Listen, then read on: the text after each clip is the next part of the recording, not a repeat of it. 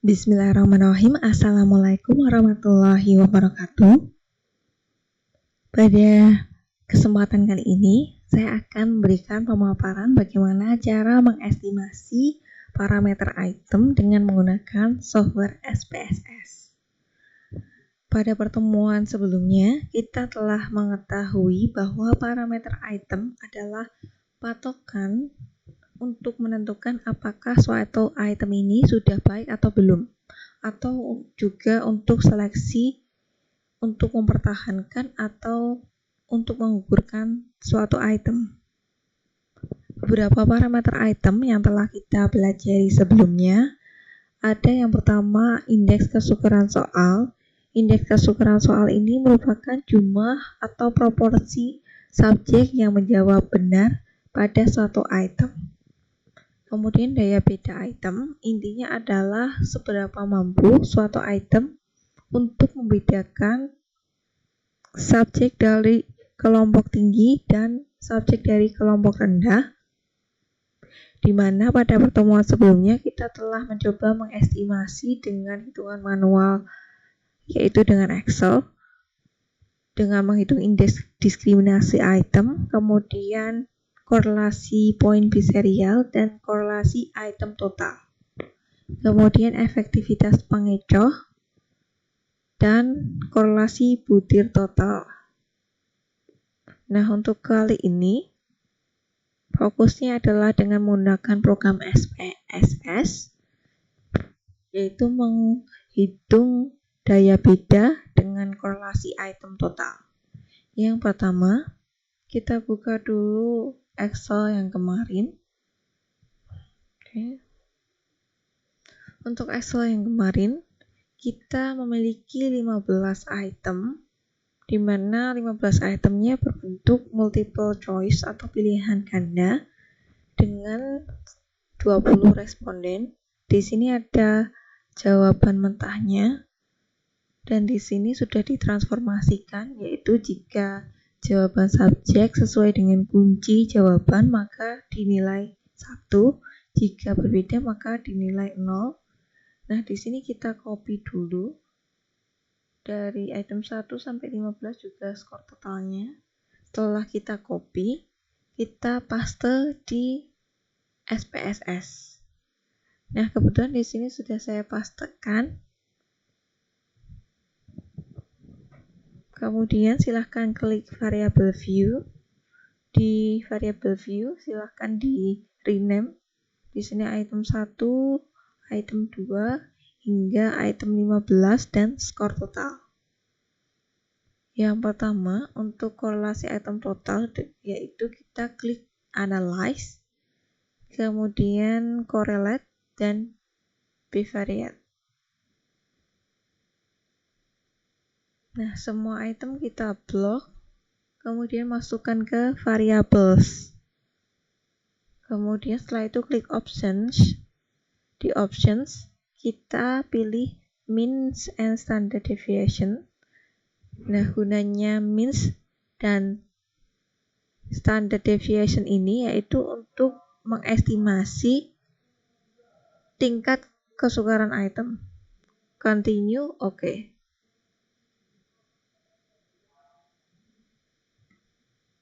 Nah, di sini descriptive statistik, di min ini adalah tingkat kesukaran item.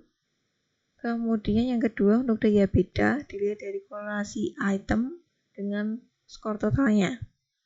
Contoh di sini item 1 dengan skor totalnya daya bedanya 0,275. Kemudian item 2 0,385, item 3 0,476, item 4 0,502, item 5 0,566. Nah, kemudian mana nih item yang punya daya beda yang bagus, mana yang enggak? Daya beda yang bagus kemarin minimalnya adalah 0,3. Di sini yang ada 0,3 ada 1, 2, 3, 4, 5, 6, 7, 8, 9, 10, 11, 12. Nah, di sini ada 12 item. yang memiliki daya beda yang baik.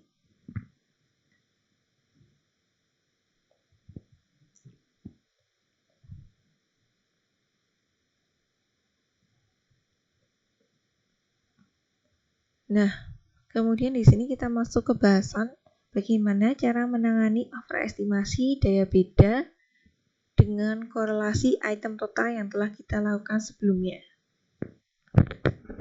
Di sini, skor tes pada umumnya merupakan penjumlahan seluruh skor item-itemnya. Contohnya tadi ada 15 item, skor totalnya berarti penjumlahan skor item 1, 2, 3, 4, 5, sampai 15. Nah, ketika item dalam tes yang dianalisis tidak cukup banyak, koefisien korelasi item total yang diperoleh cenderung tinggi atau terjadi overestimasi. Nah, overestimasi ini terjadi karena kontribusi masing-masing item ikut menentukan besarnya skor tes. Di sini, skor item menjadi bagian dari skor tes. Sehingga, koefisien korelasi item total merupakan koefisien korelasi skor item dengan skor tes, di mana skor tes tersebut berisi skor item itu sendiri.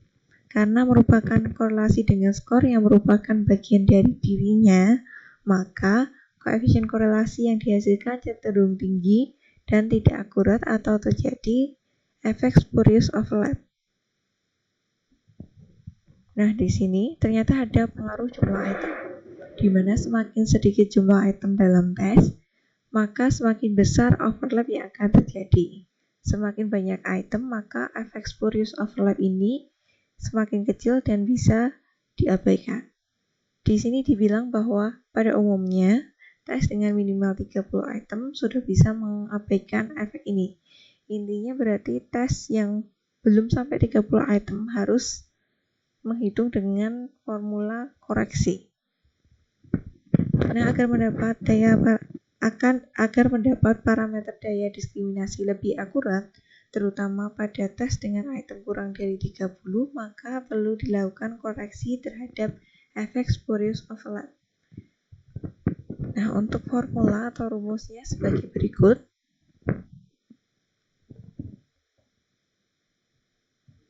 Kemudian untuk contoh soalnya seperti ini. Di sini diketahui daya beda item 1 0,268, deviasi standar 2,796, P atau proportion correct atau indeks kesukaran item 0,5. Sigma P kali 1 min P sekian. Kemudian setelah dihitung didapat sekian.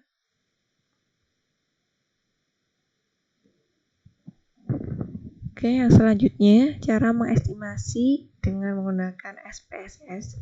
Nah, di SPSS ini jika kita melakukan koreksi efek spurious overlap, kita bisa mengestimasi 3 parameter.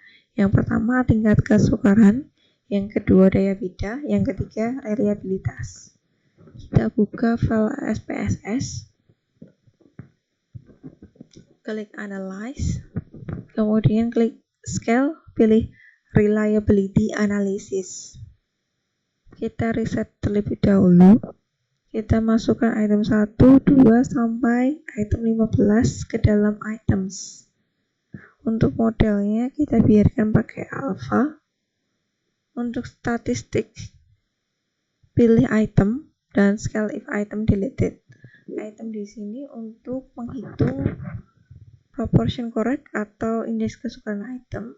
Adapun scale if item deleted untuk menghitung korelasi dengan formula koreksi. Maksudnya scale if item deleted adalah jika dengan korelasi item total tadi, skor totalnya ini merupakan jumlah semua item. Nah, untuk scale if item deleted ini, skor totalnya dikurangi item itu sendiri. Contohnya di sini ada 15 item.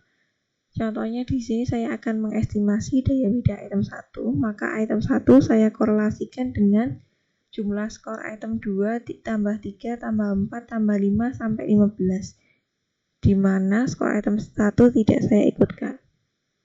Setelah itu kita klik continue. Oke. Berikut hasilnya.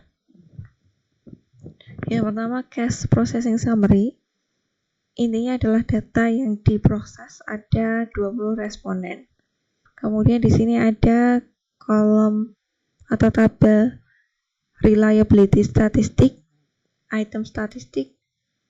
Item statistik ini di min-nya adalah tingkat kesukaran item. Kemudian di item total statistik kita perlu membaca corrected item total correlation untuk melihat daya bedanya. Untuk lebih jelasnya saya bukakan di PPT. Nah, berikut reliabilitas dengan kurva alfa ditemukan sebesar 0,612 berdasarkan 15 item.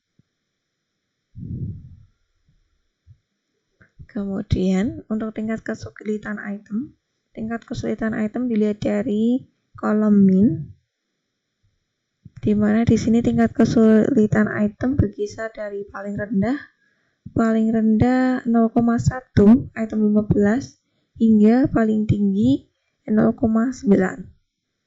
Nah, item sulit adalah yang P-nya kurang dari 0,3. Item sulit ada 2, yaitu item 14 dan 15. Item sedang 0,7 sampai 0,3 sampai 0,7. Item 1 sampai 11 dan item 13. Adapun item mudah berarti semakin banyak subjek yang menjawab dengan benar. Ada satu item yaitu item 12 dengan P sebesar 0,9.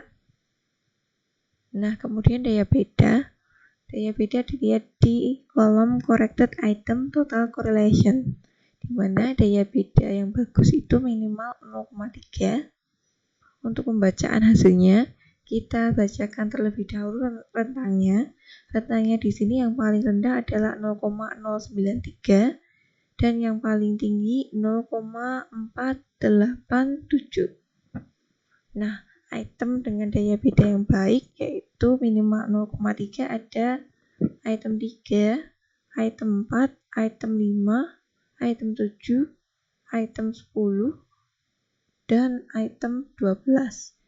Ada 6 item. Oke.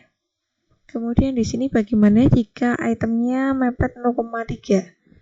Mepet 0,3 ada nggak sih? 0,3. Nah, di sini ada satu item yaitu item 13. Di sini daya bedanya 0,280. Nah, di sini mepet 0,3 akan lebih baik jika kita pertahankan saja dengan catatan perlu direvisi. Nah, kemudian di sini ada satu item yang unik yaitu daya bedanya minus. Nah, daya beda minus ini artinya item bekerja berlawanan dengan item yang lain. Jadi itemnya ini jelek. Nah, sampai di sini untuk estimasi parameter item dengan SPSS. Intinya untuk SPSS ini kita yang pertama bisa mengestimasi tingkat kesulitan item, yang kedua daya beda item, yang ketiga reliabilitas. Nah, kekurangannya apa? Kekurangannya adalah jika kita menganalisis tes prestasi atau tes multiple choice, kita tidak bisa menganalisis proporsi pemilih tiap opsi atau kita tidak bisa menganalisis efektivitas distraktornya.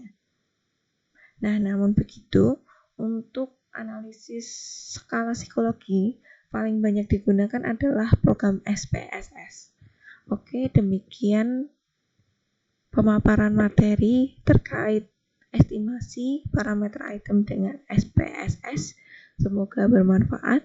Sampai jumpa di pertemuan berikutnya. Terima kasih. Wassalamualaikum warahmatullahi wabarakatuh.